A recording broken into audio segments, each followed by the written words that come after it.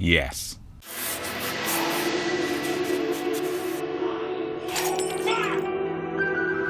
What's up, my movers and shakers? I'm Dave, this is MS Paints, and this is Magnus the Burgundy.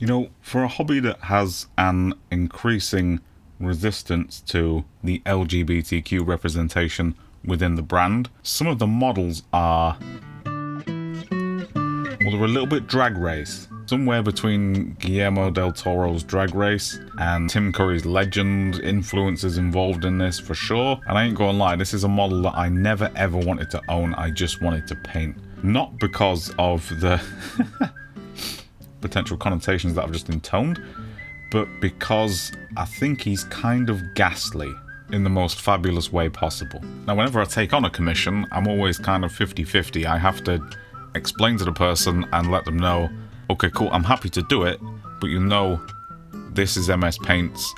MS Paints don't really follow the box art, not because MS Paints is edgelord, but because MS Paints can't do that. And I often say to them, look, the quality of the overall paint job might not be amazing, but I can do some stuff and use some tools that you definitely don't have to do something that you can't do, essentially. Fucking seagulls are back.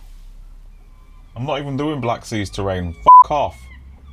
Fuck off somewhere else. So the question of whether can an average painter be a professional commission painter, the answer is invariably yes. In the same way that a bricklayer can be a professional builder, when you ask them to build a garden wall, you don't expect it to look like Barcelona city centre. You expect it to be a brick wall that is the height you have asked it for and the width you have asked it for, and it to essentially be a competent job. Now, as 10 years of working as a commission musician for film and recently as a painter, the thing that is consistent throughout those two is that, well, there's three things. A, you need to work to a budget. B, you need to work to a brief. And C, you need to work to a deadline. Not always necessary, but ideal. If you can do those three, well done, you are pretty much everything you need to be a professional painter. Also, a basic level of being able to paint is probably desirable. And you know, the whole point of this channel is you need to understand that sometimes people just can't paint, either through time or ability, because it is a time invested ability. I'm not going to do a play-by-play tutorial on this guy, but I'm going to drop in some of the tricks, some of the techniques that I used to basically overcompensate for my average painting ability.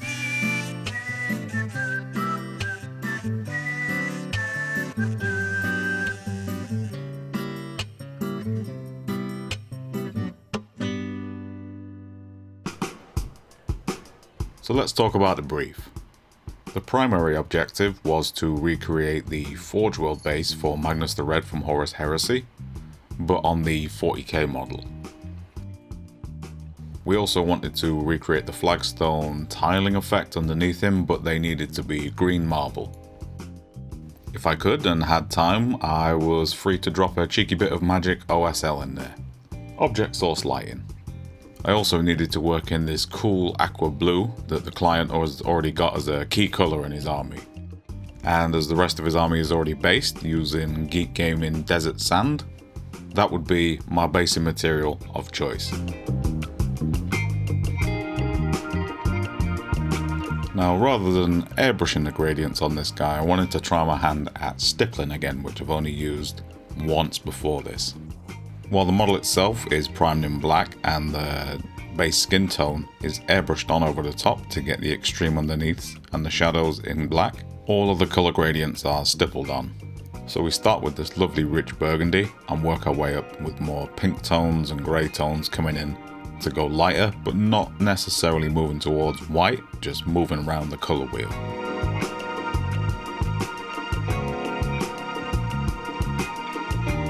I've mixed myself up an oil wash with these really high pigment Aptalung 502 blue and red. These oil paints have just such awesomely powerful pigments, and once I'd applied them to the model, it actually shifted my camera's auto white balance. That's just what it did to the model. It's great. And I've mixed up a black oil wash to do recess work. I use this because it's low surface tension, finds those nooks and crannies a lot easier than an acrylic wash would.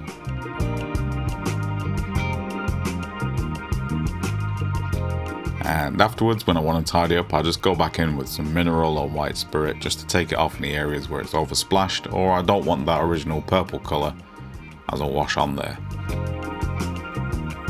Any areas that I want to be this awesome popping aqua blue, I'll go over first with the white ink through the airbrush. This is on all the feathers generally. Now the difference this makes is that I can then sketch over it once again with diluted, thinned either inks or the aqua paint itself. And any overspill onto the black areas, because the paint is thinned down, it doesn't really show up, and it allows me to get a more natural gradient. There's a hint of the blue in the black, but the most popping colours really get sold with this white undercoat. It's a pretty basic, simple gradient, but it really helps sell the organic aspects of this model a lot nicer. Considering he's going to get covered in metal and armor later, this stuff still needs to sell.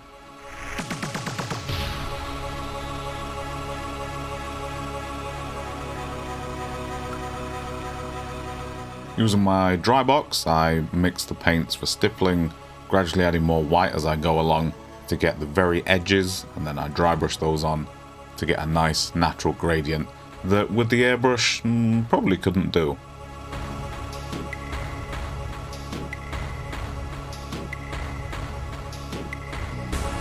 I certainly do need to replace these Sharpies, but generally when they're brand new and they haven't been hammered with models, you get really nice metallic shades out of them. Highly recommended if you've got gold trim on your ultramarines, for example, just use a gold Sharpie.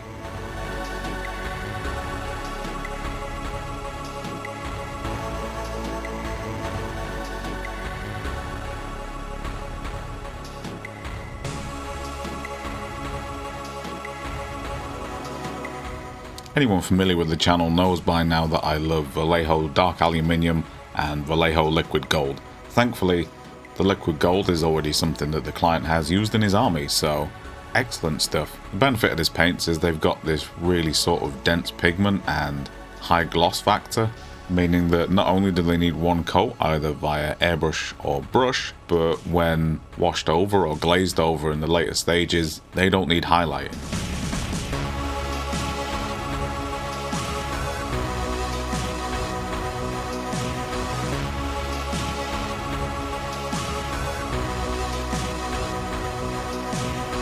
Now is a good time as any to stop and talk about the MS Paints Patreon.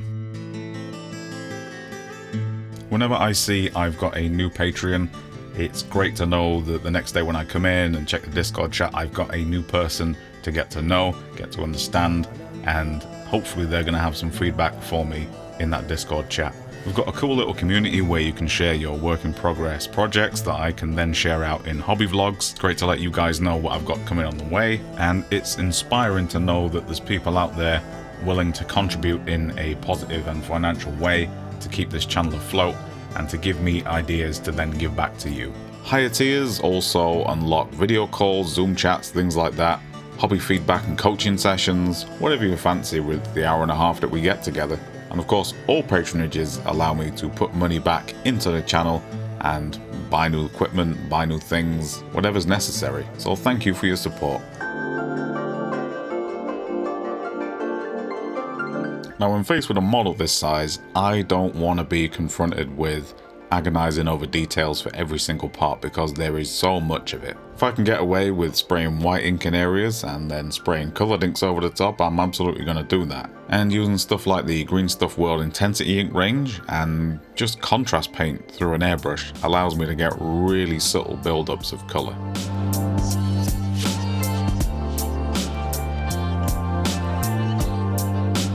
And taking my time with some dry brushing at the end really just gives this model all the detail and effect that it really needs.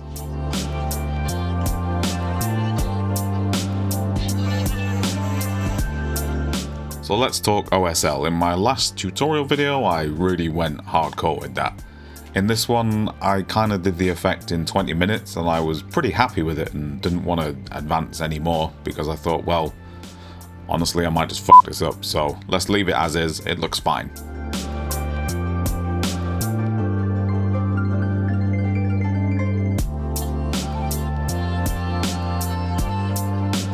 But with a diluted white ink, I map out the areas I want the light source to be, and then go over it with, I think, Ethermantic Blue from Games Workshop, a contrast paint. The translucency means that the light values are preserved, but pigmented.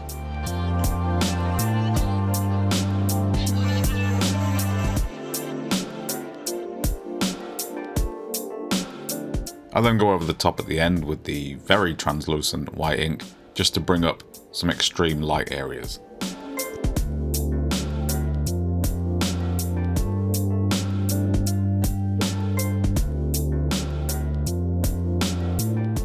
Nice.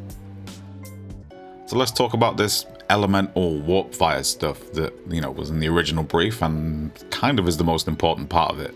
I based the skeleton with copper wire, nice and thick. And I use a product called Clearfix over the top to, you could call it sculpting, I would call it slapping it on in a vague shape.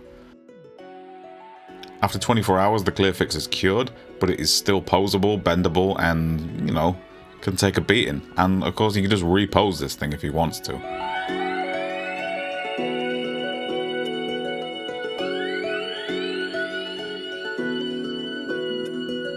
Do the same tricks that we did with our OSL. I assume it's the same kind of magic. We'll go for that. And just sketch on the light values and then Ethermantic Blue again. Lovely.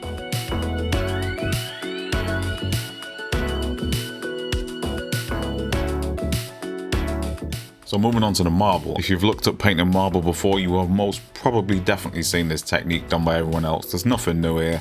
But it is honestly the best way I can do it. There's no way I'm painting marble by hand with MS. Absolutely not interested.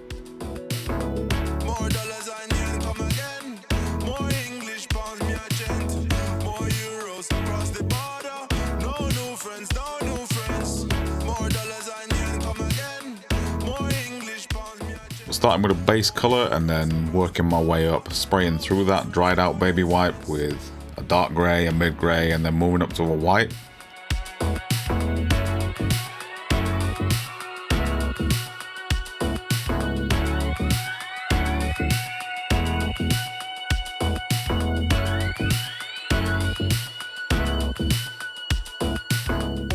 Once you peel it back, holy shit, that it's my first go, but I think, I'll do this a few more times.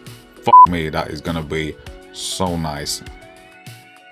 I'm already thinking about painting up the Triumph of St. Catherine. In fact, no, I'm thinking of buying the Triumph of St. Catherine just to do a marble effect on the base. Beautiful. Onto the base ground cover, and mercifully the client has already based his army with this stuff, which means I don't have to think too hard about this. I don't have to hand paint it, which is also a nice little bonus. I then just liberally apply this ground cover. Beautiful stuff. To help blend the super crisp clean marble and the dirty desert base, well, I'm using a nice little bit of pigment powder just to blend the two in. It helps to put the pigment powder over the tiles just to kind of diffuse and add a slight dirty film over the top. It just sells the effect a little bit better. For my final washes over the metallics, which I left till last, I'm starting off with a Pterodon turquoise contrast paint and a Nuln Oil gloss over the silvers and lighter metallics. Try not to let this pull too much because it will just make blobs of glossy black, which looks like glossy black paint and nothing else. And over the gold, I'm going to use Army Painter Strong Tone. It seems to be Vallejo Liquid Gold and Army Painter Strong Tone just complement each other so well. It really brings out the browns and the reds within that paint. So what we've got is ultimately client very happy. For myself and my self-satisfaction, the brief has been met, and I stuck to my principles of the MS Paints channel and branding, I guess you could call it branding, where I used a lot of low stress, low tension techniques to make this done, but also positive for me. I learnt a lot whilst doing it. I'm definitely going to come back to stippling, and even though I said I wasn't going to tackle OSL again so soon, it was nice to just really get that done and on there in about 20 minutes and be kind of satisfied with the tabletop standard result. I mean, obviously OSL isn't a tabletop standard thing, but holy shit, when this guy drops this on the table at his local GW when they open back up, nice. But yeah, thank you guys for watching. If you've ever been asked to commission paint something, what was your experience like? Are you a professional yourself? Or did you kind of dip your toe in? Or did you just do it for a friend? Let me know in the comments below how that experience was for you. Cheers.